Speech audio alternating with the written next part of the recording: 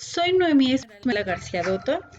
Estoy estudiando el primer cuatrimestre de la maestría en educación especial y el día de hoy vamos a hablar del proceso que ha tenido la educación especial para poder llegar a lo que es el modelo de inclusión. Vamos a hablar un poco sobre los modelos y los cambios que ha tenido que tener la educación especial para poder llegar a lo que hoy conocemos como educación inclusiva. Así que sin más preámbulo, comenzamos. Llegando a una equidad e inclusión educativa. Vamos a hablar que este proceso educativo lo vamos a ir basándonos en escuela y diversidad. Vamos a ver que el objeto de estudio de este proceso es la educación, el desarrollo que tiene la educación para las personas excepcionales. Entendiendo que una persona excepcional es aquella persona que tiene un fallo cognitivo, visual, auditivo, lingüístico, motriz o de un trastorno dentro del espectro del desarrollo. Las formas de atención entonces hacia estas personas con discapacidad también han implicado formas diversas de concebir la discapacidad, a la persona que la padece y las estrategias y objetivos de su atención.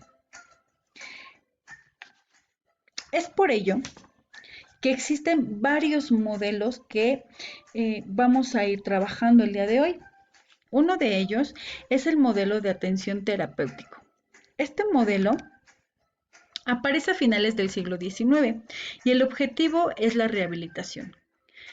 ¿Por qué rehabilitación? Bueno, porque va a pretender habilitar a la persona para que esta persona pueda desenvolverse en la vida cotidiana. Va a intentar, va a buscar la manera de que este objetivo se lleve a cabo con las personas que presentan alguna discapacidad. Las va a rehabilitar y entonces así surgen nuevos profesionales de la educación. Lo podemos encontrar también como pedagogía terapéutica. El modelo médico toma como punto de partida la referencia médica.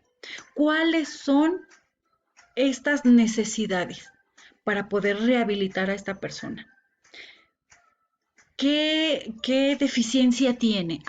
Es el área del lenguaje, es el área matemática, física. ¿Cuál es su área de oportunidad? Es entonces que surgen terapeutas del lenguaje, terapeutas físicos y terapeutas de aprendizaje, entre otros. El diagnóstico del modelo médico se vuelve fundamental en detectar deficiencias. Deficiencias. Y entonces se clasifican los alumnos de normales y especiales. Seguimos marcando en este modelo discriminación, se sigue habiendo etiquetas, segregación, se marca socialmente a la persona, permitiendo que existan actitudes de rechazo, de lástima, de marginación. Entonces, pues es el modelo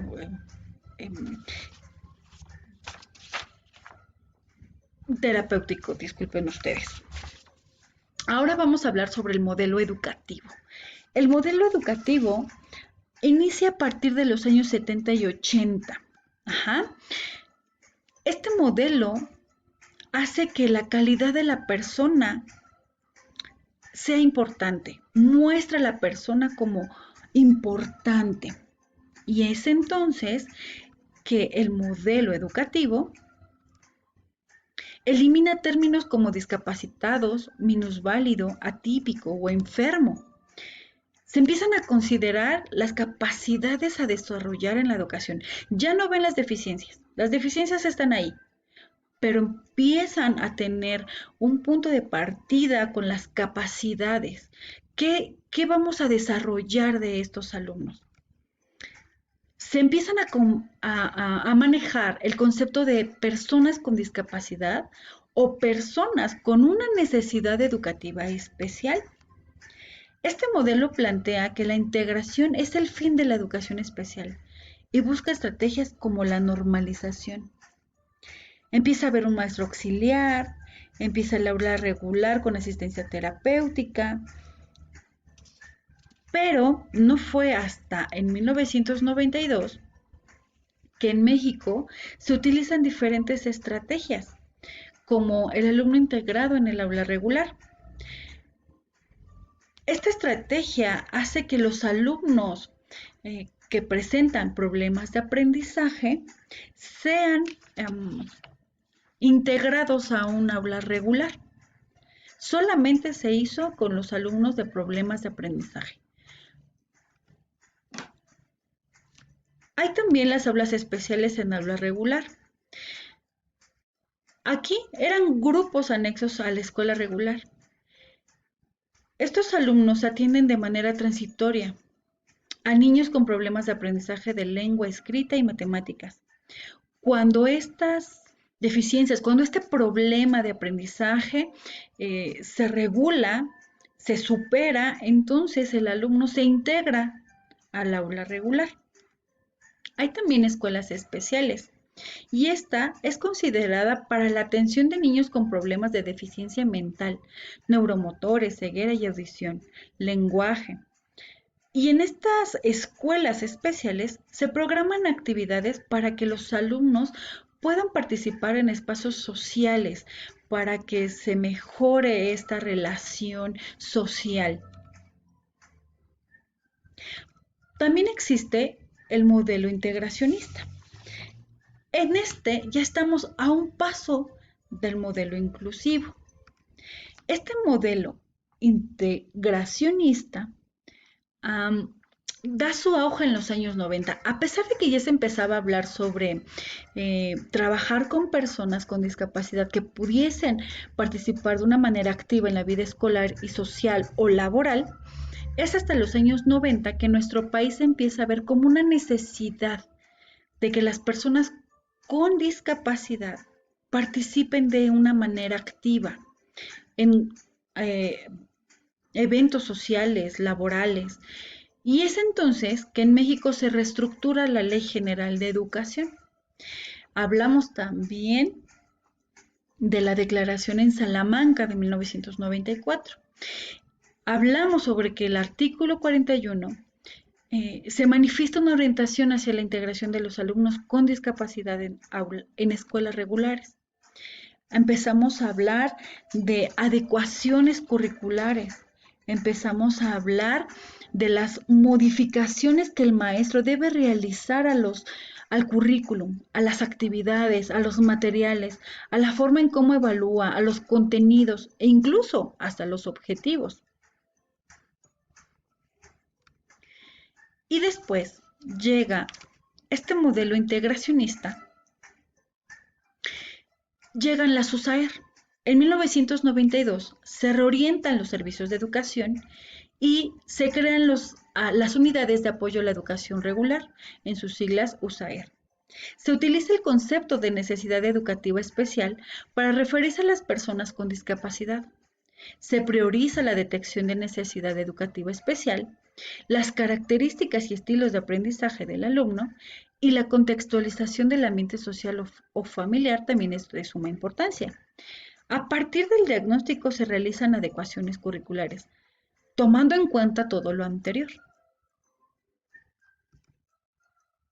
Y es entonces que llega este personaje, Miguel López Melero, que dice que la educación inclusiva es de la escuela pública y con él el modelo inclusivo. El modelo inclusivo pretende eliminar la segregación, pretende eliminar estas barreras. Empieza por los nuevos términos. Ahora son personas con capacidades excepcionales, personas con capacidades diferentes.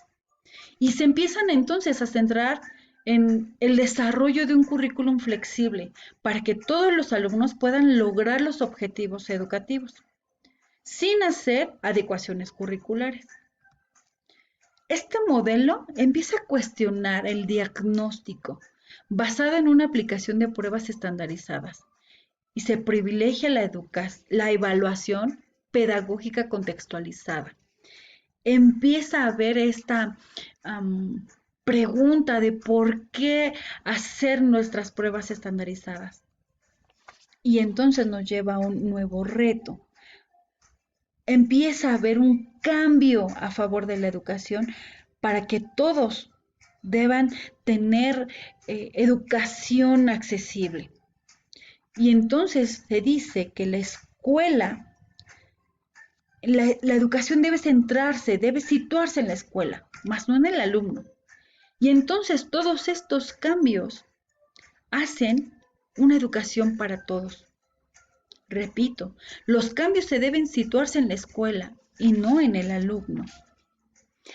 La cultura de la diversidad es mucho más que un discurso epistemológico. Es sobre todo un discurso ideológico y político.